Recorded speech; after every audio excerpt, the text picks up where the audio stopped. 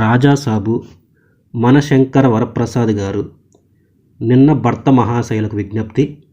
ఈరోజు అనగనగా ఒకరోజు, ఈరోజు సాయంత్రమో లేకపోతే రేపు మార్నింగో, నారీ నారీ నడుము మురారి అన్ని సినిమాలు కవర్ చేస్తున్నాను మామ.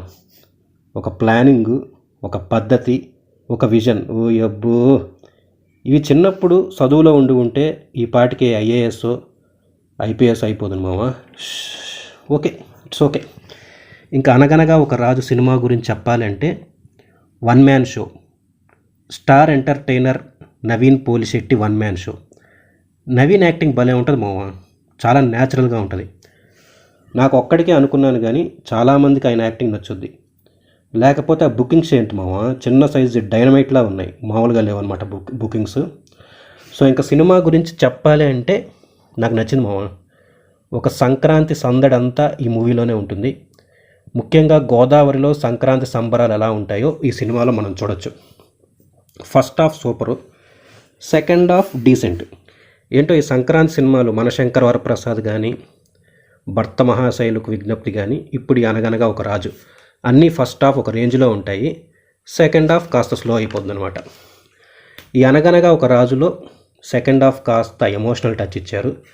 అండ్ స్టోరీ కూడా అంత గొప్పగా లేకపోవడంతో మనకు సాగదీసిన ఫీలింగ్ అయితే ఖచ్చితంగా కలుగుద్ది. అదొకటి మైనస్ అని చెప్పాలి. ఇంకా యాక్టర్స్ విషయానికి వస్తే Naveen Polishetty one man show. తను ఉన్న ప్రతి సీన్లో ఏదో ఒక హంగామా చేస్తూ ఉంటాడు మామ. మామూలు యాక్టర్ కాదు, సూపర్ యాక్టర్.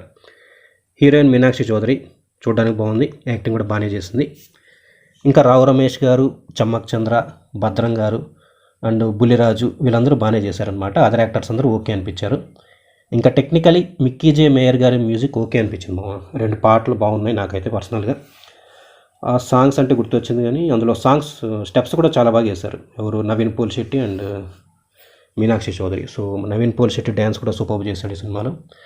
ప్రొడక్షన్ క్వాలిటీ రిచ్గా ఉంది, కొన్ని డైలాగ్స్ చాలా బాగున్నాయి, కాస్ట్యూమ్స్ బాగున్నాయి. ముఖ్యంగా నవీన్ పోలిశెట్టి కాస్ట్యూమ్స్ అయితే సూపర్ అనిపించింది నాకు.